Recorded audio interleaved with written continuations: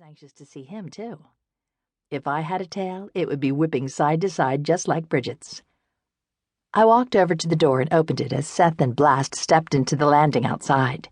Seth wore tennis shoes, jeans, and a green Henley that brought out the color of his eyes and was fitted just enough to accentuate his shoulders. An avid swimmer whose best stroke was the butterfly, Seth sported shoulders as broad as they were strong. Blast, his Labrador retriever, wore a black collar imprinted with red fire hydrants. Both man and dog had short blonde hair, square jaws, and muscular builds, looking as alike as a man and his dog could, given they were different species. But while Blast's chin sported only whiskers, Seth's had a subtle, sexy dimple, a la Ben Affleck. Though it was early in February, the day was unseasonably bright, cool but comfortable. A light breeze blew past, carrying the scents of motor oil, dust, and garbage up from the parking lot. Ew. Still, the temperature was pleasant. The weather in the Lone Star State could change on a dime, though, going from calm and temperate to violently stormy in an instant. We had a saying here in Texas: if you don't like the weather, just wait 10 minutes. Brigit bolted out the door as soon as the space was wide enough for her to squeeze through. She ran up to Blast, her back half wriggling from side to side so rapidly and with such force she threatened to snap in two. Shameless. Yet a part of me envied her for being a species that wasn't afraid to show its feelings. Humans could be so wary and guarded. Especially humans like Seth and me. My brown eyes met his green ones and held for a long moment, as if each of us was trying to mentally feel the other out. Last night, he'd asked if he could come by this morning so we could sort things out. What things needed sorting out?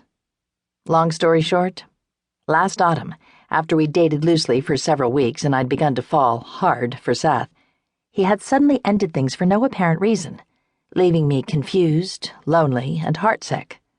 I hadn't seen him again until New Year's Eve, when, as a member of the Fort Worth Fire Department's bomb squad, he'd rescued me after a nut job tied me to a carousel horse at the shops at Chisholm Trail Mall with a ticking time bomb strapped to my chest. What a way to bring in the new year, huh? After saving my life, Seth said he wanted to see me again. I'd agreed. How could I not? But on the condition that we could see other people, too. I hadn't been ready to put all my eggs in one basket. Smart move on my part, because it left me free to have some fun with Clint McCutcheon, a good-looking bronc-buster deputy sheriff who, like me, had been assigned to work the stock show and rodeo. My relationship with the deputy had not set well with Seth, which I took to mean the guy was more emotionally invested in me than I'd realized. If I had to hazard a guess, Seth had reached the same conclusion. After winning the bronc riding championship last night, Clint informed me he planned to resign from law enforcement and head out on the rodeo circuit.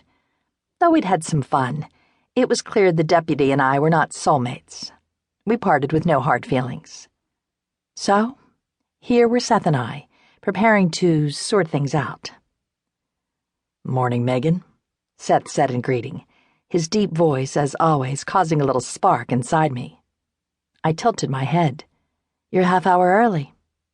He quirked his brows, a mischievous grin spreading across his face. "I was hoping to catch you coming out of the shower." "Too late for that." I was dry and fully dressed, though I had left my long, dark hair hanging free and loose, the way Seth liked it.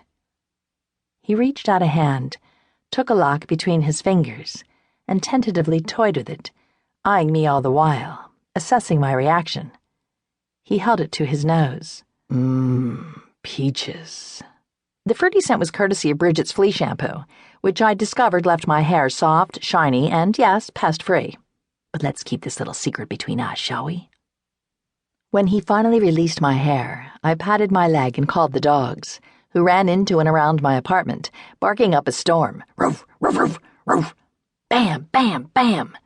Seriously, did my downstairs neighbor stand in the middle of his place all day with his broom in his hand? Ignoring the banging from below, I closed the door behind us and turned back to Seth. "Want some coffee?" "There's only one thing I want." He stepped toward me, a gleam in his eyes. "You." Instinctively, I stepped backward, looking up at Seth. My breaths came fast as my butt hit the door. I could go no further, but Seth kept right on coming. He wrapped